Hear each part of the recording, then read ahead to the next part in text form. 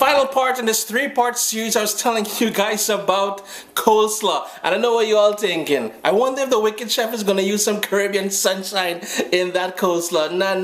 We're going to kick it up a little bit, but we're going to use mustard and a little something.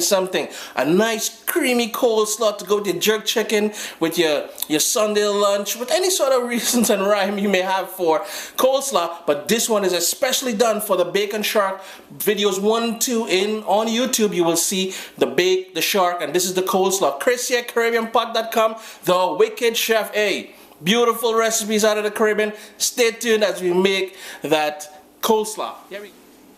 Let's see if we can quickly run through the ingredients here. Up front, 3/4 cups of mayo. You know what, I like using Miracle Whip, to be honest with you, because I love the sort of tangy aspect of the Miracle Whip. 3/4 cups of that. 1 large carrot that I shredded on the grater. I grated it. Some fresh ground black pepper. We're going to need about 1/2 teaspoon of that. Here I have about 1.5 cups of purple cabbage that I shredded. The star of the show, just a regular, everyday, normal cabbage. Nice, long, thin shreds. There's probably about 5 cups of that in there. 1 small red onion that I sliced very thinly as well, because the last thing you want is big chunks of onion in this. Nobody wants to taste big chunks of onion. Sour cream, something totally optional, but I've got 2 tablespoons of sour cream in there. Granulated sugar, 2 tablespoons of granulated sugar. 2 tablespoons of just plain old everyday vinegar. I've got dry mustard powder here, and that's just maybe about 3/4 tablespoon of that. Some celery salt. I've got a teaspoon of celery salt here, and here is some sea salt. I'm guessing that's maybe about 1/2 teaspoon of sea salt. You can obviously add more or less as you like. We're just going to put all these ingredients together to form a sort of paste, not a paste, but you know, that lovely rich creamy sauce that we're gonna add to the cabbage and the carrots and everything else. So let's put that together. I can't believe I couldn't find the right word. Can you believe this, guys? I'm tired. I'm sorry about that, but here we go. So in a large bowl here, what I'm gonna do is add the sugar, salt,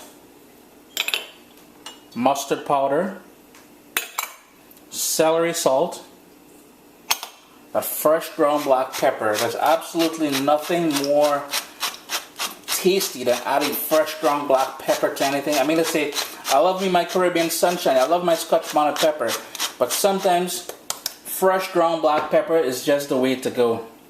The vinegar, and I'm just going to give that a quick little whisk.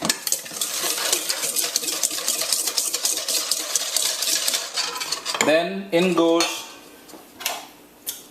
the sour cream,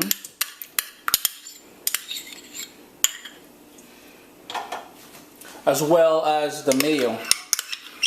Get all of that in there, and the whole idea now is to mix this up really well, because we want that sugar to break down so you don't have any sugar crystals whatsoever. So all I'm going to do is continue whisking now until I have a nice, smooth, rich base for my coleslaw. The sauce, the base sauce is nice and smooth now. So all I'm going to do is I'm going to mix this into the same bowl. So I'm going to do is just push it up the sides a bit, just so it's around the sides, and start putting in everything else. Hey, get in there, Mr. Carrot. The sliced onion. I'm going to put half of the purple cabbage. Then I'm going to add all of the regular everyday cabbage in there.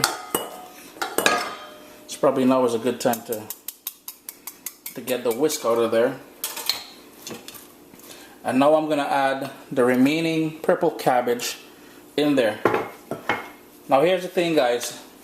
You could have done this a different way. You could have removed the sort of mayonnaise sauce that we created, set it aside, and then pour it in here. Now it's all on the bottom, so which means I've really got to work this now to make sure we get everything incorporated nicely in this coleslaw. I'm going to go ahead and continue working that scraping the sides as I fold it.